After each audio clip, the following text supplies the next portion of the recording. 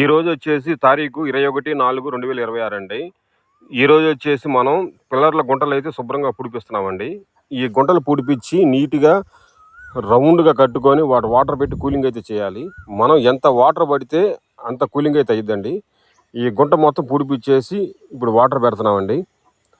ఎవరైనా సరే ఈ వారం రోజుల పాటు పిల్లర్ల గుంటల్లోకి వాటర్ పెట్టుకుంటే చాలా మంచిదండి. పిల్లర్లు చాలా గట్టిగా ఉంటాయి, మట్టి కూడా బాగా కుంగిద్ది, బాగా స్ట్రాంగ్గా ఉంటుందండి. నేల కూడా కన్స్ట్రక్షన్ వర్క్ జరిగేటప్పుడు ఇవి కూడా మనం బాగా గుర్తుపెట్టుకోవాలండి. పిల్లర్ల చుట్టూ ఇట్లా రౌండ్గా బుట్టలా కట్టుకోవాలండి, వాటర్ బయటకు పోకుండా స్టాక్ ఉండేటట్టుగా.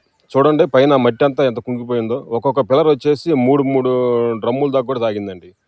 18 డబ్బాల వాటరు 12 పిల్లర్లకు వచ్చిందండి. మళ్ళీ విడిగా కూడా 2 డబ్బాల కాడికి తాగుతుంది వాటర్.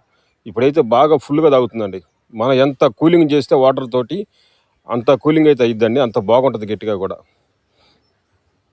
మనం తీసుకున్న జాగ్రత్తల్లో సిమెంటు, ఇసుక, కంకరు, ఐరన్తో పాటు వాటర్ కూడా మెయిన్ అండి. వాటర్ పెట్టి తడపడం కూడా చాలా మంచిది.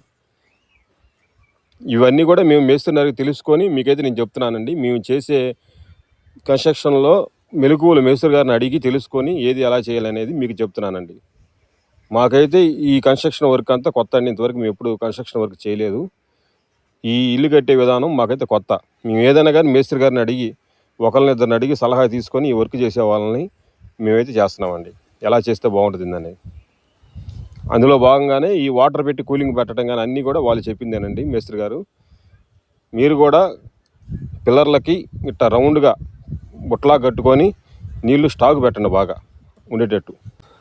ఈ వీడియో అయితే ఇంతేనండి. మరొక వీడియోలో మళ్ళీ కలుద్దాం. బాయ్. వీడియో నచ్చితే లైక్ చేయండి, షేర్ చేయండి, సబ్స్క్రైబ్ చేయండి. Thanks for watching.